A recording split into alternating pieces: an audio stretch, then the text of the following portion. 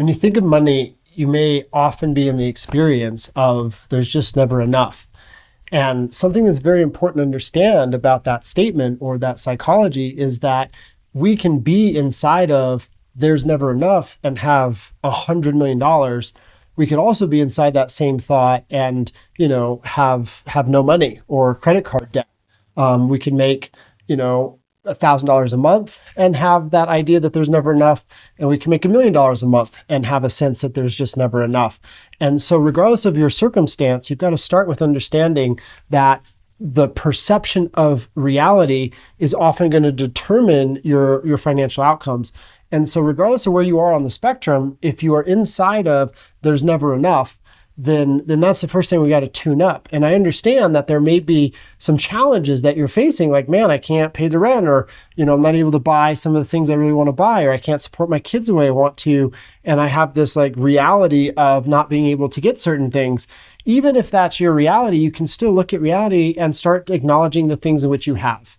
The money in which you do have, the ability you do have to pay for rent or buy the food that you have. And if you start acknowledging what you have, that's going to lead you to seeing how you can create more. And something that you always have, no matter what's going on in your life, is you always have the opportunity to change your circumstance. And if we're looking at how there's just never enough, we're going to miss those opportunities. Whereas if we realign the way we're looking at reality and we start going, man, look at these things in which I have a lot of things. I have access to a lot of things. I'm so grateful for what I do have.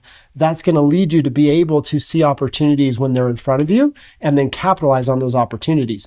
And so no matter what your circumstance is, you have the opportunity to expand and create a set of circumstances that are better than the ones in which you have. Again, no matter what your current circumstances are or where you are on the spectrum.